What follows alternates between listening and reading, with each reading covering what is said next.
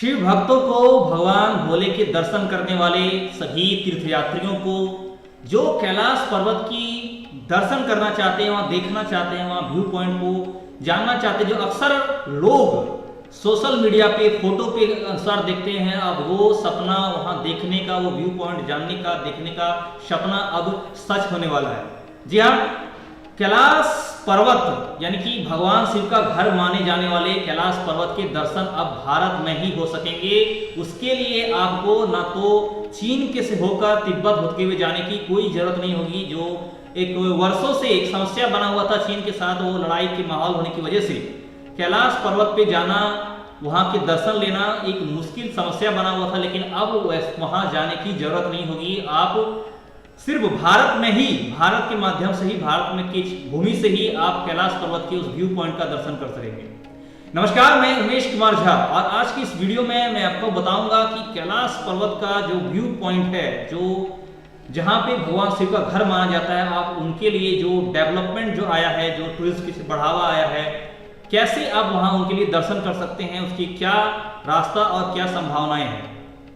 आपको बता दूं, उत्तराखंड के पिथौरागढ़ जिले की 18,000 फीट ऊंची लीपू लेक पहाड़ियों से कैलाश पर्वत साफ दिखाई देता है। उत्तराखंड के पिथौरागढ़ जिले की एक पहाड़ है, 18,000 फीट की ऊंची लीपू लेक पहाड़ियों से आप अगर वहां चले जाते हैं तो वहां से कैलाश पर्वत आपको साफ दिखाई देता है। और यहां से पर्वत की हवाई दूरी यानी कि आप सामने से फ्रंट से हवाई दूरी 50 किलोमीटर है, लेकिन साफ तौर से वहां पे आप कैलाश का व्यू पॉइंट दिखता है। और आपको बता दूं, इस नए दर्शन मार्ग को स्थान में ग्रामीणों ने तलाशा है, वहां के लोगों ने उन्हें खोज के निकाला कि यहां से कैलाश पर्वत के व्यू को देखा जा सकता है। ये खबर आते ही, ये तलाशते होते ही टूरिज्म जो है, टूरिज्म विभाग के लिए, डेवलपमेंट के लिए एक नया रास्ता खुल गया है।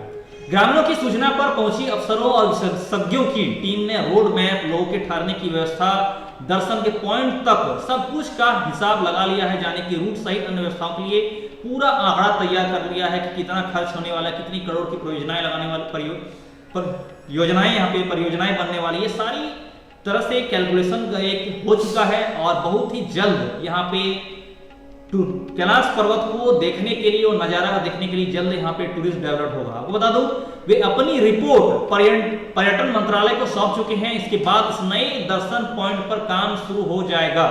विशेषज्ञ टीम में शामिल कृति चंद ने बताया कि लीपू लेक की जिस पहाड़ी से पर्वत दिखता है वह नाभि ढांग के ठीक 2 किलोमीटर ऊपर है। यहां से 4-5 दिन की यात्रा करके कैलाश पर्वत के दर्शन किए जा सकते हैं।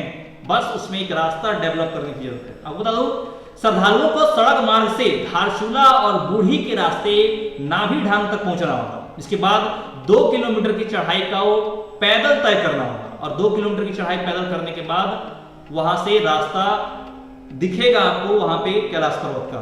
अगर तो पर्यटन विभाग का कहना है इसको लेके कि ओल्ड लीपू लेक पहुंचने के लिए 2 किलोमीटर की चढ़ाई चढ़नी पड़ती है, जो आसान तो नहीं है, लेकिन यहां तक पहुंचने के लिए भी रास्ता बनाया जा सकता है। जी हाँ, रास्ता जहां तक ग्रामीणों ने खोजा, अभी वहां पे रास्ता बना नहीं है, लेकिन वहां तक पहुंचने के लिए रास्ता बनाया जा सकता है। एक रास्ता बनाने के बाद आम तीर्थयात्रियों को भी और टूरिज्म के प्रेमी लोगों को भी वहां पे जाने में आसानी होगी। स्नो स्कूटर की मदद से और भी श्रद्धालुओं को दर्शन के लिए पहाड़ी की चोटी तक पहुंचाया जा सकता है। यानी कि ये भी कहा उन्होंने, टूरिज्म पर्यटन विभाग ने, कि अगर कोई तीर्थयात्री चोटी तक जाके दर्शन करना चाहते हैं, देखना चाहते हैं, तो उस स्कूटर की मदद से उसे भी श्रद्धालुओं को दर्शन के लिए पहाड़ी की चोटी तक पहुंचाया जा सकता है। वहीं स्थानीय लोगों का यह भी दावा है कि पिथौरागढ़ के ही ज्योतिर्लिंग काम के से लगभग 25 किलोमीटर ऊपर लिम्पियाथुरा चोटी से भी कैलाश पर्वत के दर्शन हो सकते हैं। वहीं लियांधुरा चोटी के पास ओम पर्वत, कैलाश पर्वत के साथ साथ आदि कैलाश और पार्वती सरोवर भी है। जी हाँ, जिनके आए दिन आप सोशल मीडिया में सुनते, पार्वती सरोवर जो पहाड़ों के बीच ओम पर्वत, जो पहाड़ों पर ओम बना होता है, वो सारे पर्वत के दर्शन यहाँ से हो सकते हैं। यहाँ से कैलाश पर्वत के दर्शन होने से इस क्षेत्र में धार्मिक पर्यटन का स्कोप बढ़ेगा और इस क्षेत्र का विकास भी होगा।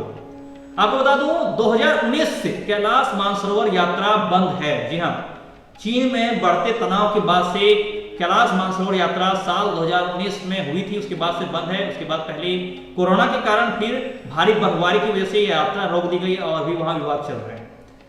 अभी यात्रा में अगर वर्तमान में यात्रा की बात करूं तो कैलाश यात्रा 3 अलग अलग राजमार्ग से होती है। पहला लिपू लेख दर्रा उत्तराखंड से, दूसरा नाथू टर्रा सिक्किम से और तीसरा काठमांडू। इन तीनों रास्तों पर कम से कम 14 और अधिकतम 21 दिन का समय लगता है, जो कि सुगम रास्ता नहीं है, यानी कि काफी समय लग जाता है। वहीं 2019 में 31,000 भारतीय यात्रा पर गए थे कैलाश पर्वत के लिए और उसके बाद से ये यात्रा बंद है। कैलाश पर्वत को लेकर कई मान्यताएं हैं, कई विशेष खास मान्यताएं हैं, एक जीके की तरफ से जान सकते हैं जो कि काफी दिलचस्प है। उसमें से पहला कि कैलाश पर्वत पर रेडियो एक्टिविटी ज्यादा है। जी हाँ, कैलाश पर्वत पर रेडियो एक्टिविटी ज्यादा है, तो इसकी वजह से दूसरा दिलचस्प बात यहाँ पे है कि इस पर यहाँ पे कोई चढ़े तो आसानी से नीचे नहीं आ सकता है। चढ़ सकता है लेकिन नीचे नहीं आ सकता है, उसके लिए कोई अन्य मार्ग अपनाना पड़ेगा।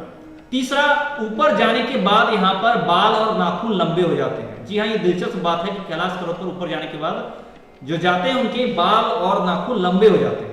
ये भी कहा जाता है, यहाँ पे दिलचस्प बात ये भी है कि कैलाश चढ़ने की कोशिश करने वाले को बुढ़ापा जल्दी आता है।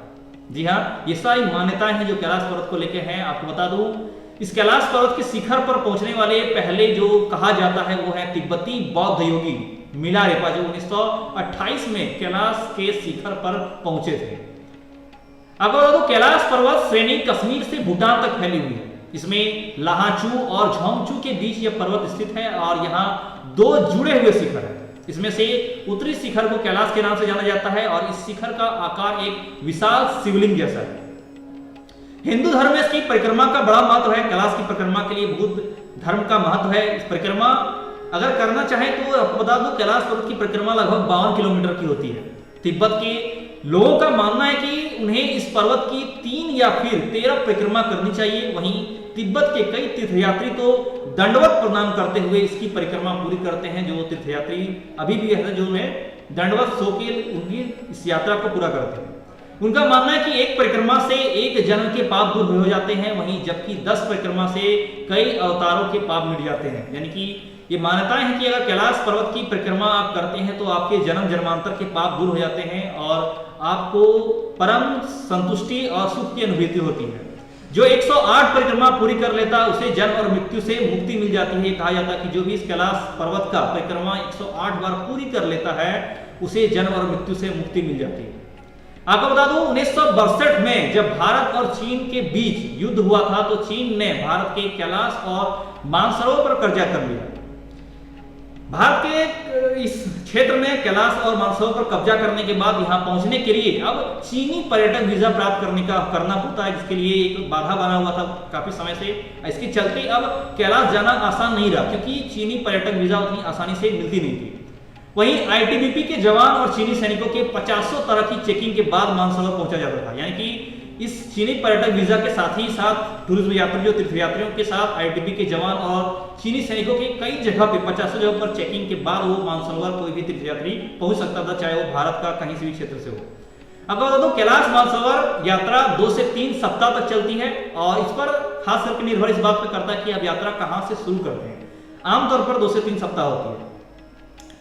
सबसे खास बात यह है कि कैलाश पर्वत हम कई मायने में धार्मिक रूप से और आस्था के रूप से महत्वपूर्ण है। कैलाश पर्वत को लेकर कई पौराणिक मान्यताएं हैं जिसको इस पर्वत को स्थित स्थल को काफी खास बनाती है। अगर बता दूं, यह पर्वत शिव जी का निवास स्थान है। पौराणिक मान्यताओं के साथ शिव जी यहीं पे निवास करते थे। साथ ही भगवान ऋषभ देव को यहीं निर्वाण मिला था, ये भी मान्यताएं हैं। दूसरी अगली मान्यता यह भी है कि कैलाश पर्वत पृथ्वी का केंद्र बिंदु है। यह भी कहा जाता है कि इस पृथ्वी का जो केंद्र बिंदु है वो कैलाश पर्वत है।